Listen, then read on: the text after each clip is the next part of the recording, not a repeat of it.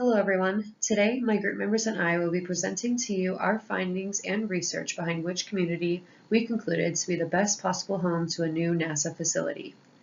When preparing to integrate a research facility for the newly announced discovery of an extraterrestrial microbial life, there are many different factors that can contribute to the perfect community. We have found through our research that the number one community that could best fit NASA's needs is Welton, Arizona. It is also followed by Grand Forks, North Dakota, Moline, Illinois, and Macon-Bibb County, Georgia. The community we chose as the best suited for the new NASA facility is Welton, Arizona. Welton has many positive aspects that will create a good community for NASA. The weather in this area of Arizona has hot summers and very mild winters with very few rain or windstorms. There are no additional natural disasters known to hit this area. It is also located near the city of Yuma with farming land surrounding it, offering plenty of room for building the facility. It is in very close proximity to a major interstate for vehicle transportation and to the Yuma Airport for additional air transportation. The close proximity to the Marine Corps Air Station located in Yuma offers additional resources and protection for the facility. This is a small community that could also benefit greatly from the economic growth and the population addition that a NASA research facility could bring.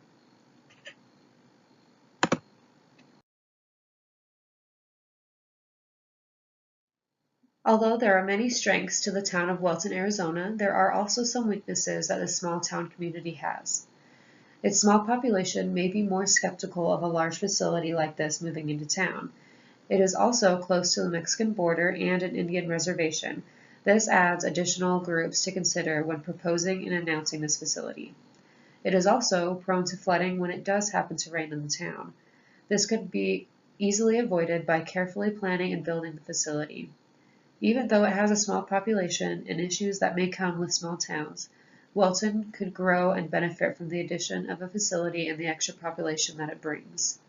Once the community gets acclimated to the facility, the economic growth would offer a new hope for the town of Welton. Next, Bradley will discuss the city of Grand Forks, North Dakota. This is Bradley Radecki, and my community was Grand Forks, North Dakota.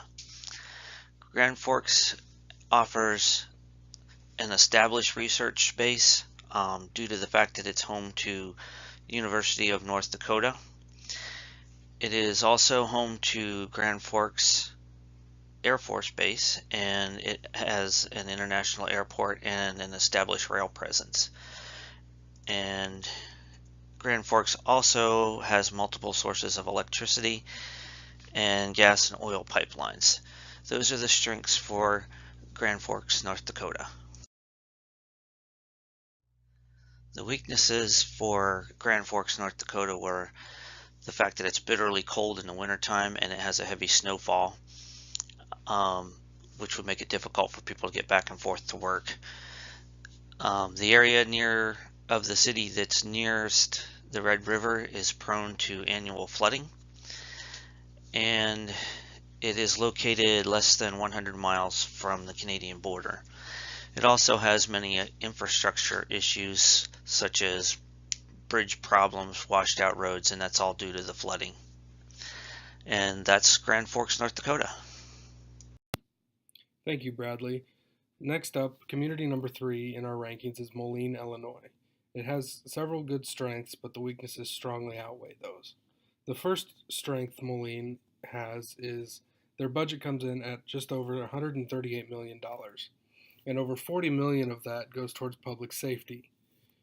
That's a strength simply because that allows citizens to feel like they're being taken care of and they're being watched over and things like that. Next up is the city council and how it operates.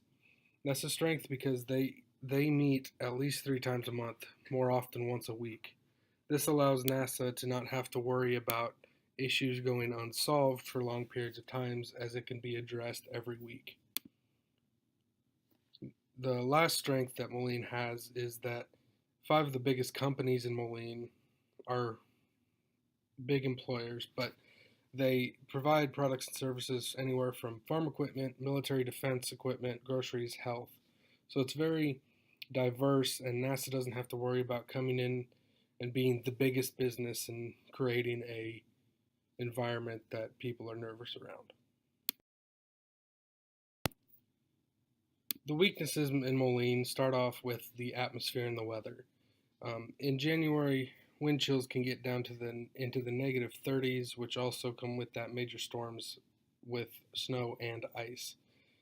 Also within the weather, there's been 2,100 tornadoes that have touched down in the last 50 years within Illinois.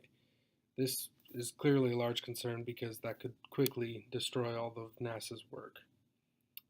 The next is the school system, which is well below average in pretty much every category.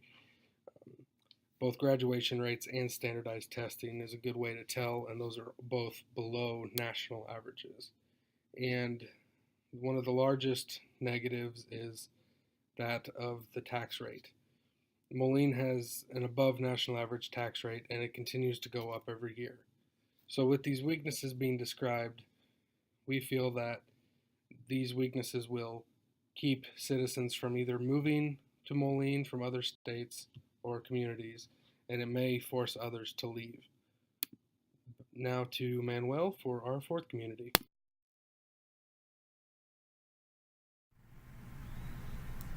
Thank you, Reagan. Macon-Bibb, Georgia comes in at number 4 on our list. Some of the strengths were having a military presence. Robins Air Force Base is a mere 20.7 miles, so they are familiar with that type of military presence, so NASA would be able to slide right in. There's also the strength of having multiple outlets of transportation, having 3 interstate highways, I-16, I-75, and I-475 as the roadways, and having 3 airports, Middle Georgia, Macon Downtown Airport, and Hartsfield, Atlanta. Made it great to be able to transport personnel and supplies in. And also, the third strength was investing back into the community. The budget for this community was into beautification of parks and recreational areas. That is great for personnel being able to come in and have their families supported and have somewhere to be able to go and enjoy themselves outdoors. The negatives for this county that couldn't be ignored was the weather with the hurricanes. Back-to-back years they've had hurricanes come in with Hurricane Irma and Hurricane Michael that has caused significant damage and could cause further damage to NASA facilities. The second weakness was the school system. It came in rated as an F school district, and that would not be good for any of the employees that have families and children that will be attending these schools. Finally, the crime. It came in with a crime index of 4 out of 100. This poses a big problem when it comes to looting and burglaries, and also for the safety of all the employees that would be coming in to support this project for future endeavors.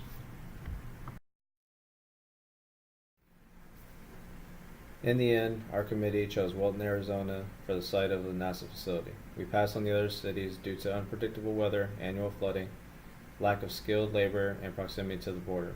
Moline is prone to tornadoes, Macon-Bibb was prone to hurricanes, and Grand Forks was less than 100 miles from Canada. The other communities have positive attributes. Moline has a strong equipment manufacturing history, Grand Forks has an established research community, and Macon-Bibb has a strong military presence with Robins Air Force Base being nearby. However, the need for safety and isolation outweighed the positive attributes for these communities. Congratulations to the City of Welton coming in at number 1.